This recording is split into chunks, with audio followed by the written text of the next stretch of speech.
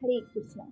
भजन और कथा वाचन के लिए चर्चित वृंदावन के इंद्रेश उपाध्याय जीवन के एक नए अध्याय की शुरुआत कर चुके हैं। 5 दिसंबर को जयपुर के 5 स्टार होटल में उनकी शादी हरियाणा के शिप्रा से हुई। कथावाचक इंद्रेश उपाध्याय अपने खास शैली की वजह से युवाओं के बीच में बेहद लोकप्रिय है। खासकर जैनजी में बॉलीवुड सिंगर भी प्रोप के साथ उनके भजनों का एल्बम भी आ चुका है। बात करें उनके बचपन की, तो इंद्रेश उपाध्याय जब बच्चे बचपन में खेल कूद में व्यस्त रहते हैं, लेकिन इंद्रेश उपाध्याय ने मात्र 13 साल की आयु में पूरी गीता कंठस्थ कर ली। उनके इंस्टाग्राम पर 1.9 मिलियन फॉलोअर्स है। यूट्यूब पर भक्ति पाठ चैनल के 1.33 मिलियन से अधिक सब्सक्राइबर हैं।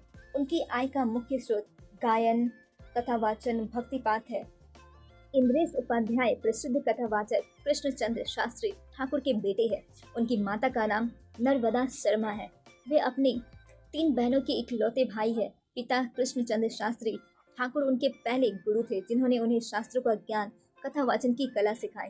इंद्रेश उपाध्याय का जन्म 7 अगस्त 1997 को वृंदावन धाम में हुआ था। उनका निवास स्थान वृंदावन के रमन नेति में फीस की तो भागवत कथा के लिए आमतौर पर स्थानीय वक्ताओं की फीस 11,000 से 51,000 रुपए प्रति आयोजन होती है। वही प्रमुख और प्रसिद्ध कथावाचक के लिए यह राशि 51,000 से 1 लाख तक की होती है। कथावाचन की फीस कई फैक्टर्स पर निर्भर करती है, जैसे आयोजन की जगह, आयोजन समिति का बजट और वक्ता की लोकप्रियता। हालांकि इंद्रेश उपाध्याय की व्यक्तिगत फीस के बारे में कोई आधिकारिक जानकारी उपलब्ध नहीं है।